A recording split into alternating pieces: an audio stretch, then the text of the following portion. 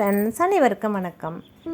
நம்ம இன்றைக்கி இந்த வீடியோவில் என்ன பார்க்க போகிறோன்னா, இட்லி தோசையோடு சாப்பிட அருமையான ஒரு காரசாரமான சட்னி எப்படி செய்யலான்னு பார்க்கலாம் வாங்க. ஒரு கடாயில் 3 டீஸ்பூன் எண்ணெய் விட்டுக்கலாம். எண்ணெய் சூடானதும் 2லேருந்து 3 டீஸ்பூன் உளுத்தம்பருப்பு சேர்த்துக்கலாம். உளுத்தம்பருப்பு லைட்டாக வரப்படட்டும். இதனோட 1லேருந்து 2 டீஸ்பூன் கடலைப்பருப்பு சேர்த்துக்கலாம். இந்த 2 பருப்பும் நல்லா வறுபடட்டும் நல்லா எண்ணெயிலேயே.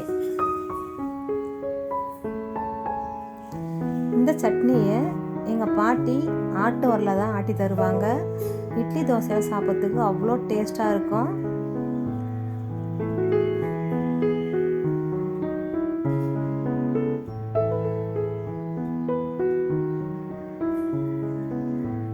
காரத்திற்கு ஏற்ப வரமிளகாய் சேர்த்துக்கலாம்.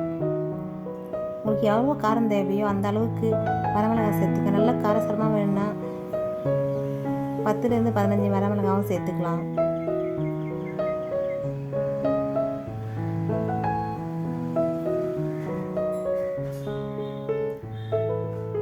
மிளகாய் நல்லா வறுபட்டுடுச்சு. இந்த ஸ்டேஜில் 2 பெரிய வெங்காயத்தை நீல வாக்கில் கட் பண்ணி சேர்த்துக்கலாம்.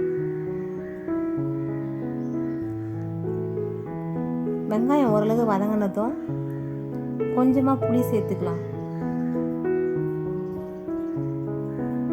இந்த சட்னி சுவைக்கேற்ப உப்பு சேர்த்துக்கலாம்.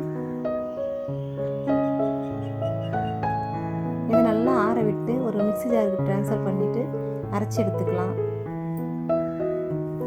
இந்த சட்னிக்கு ஒரு தாளிப்பு கொடுத்துடலாம்.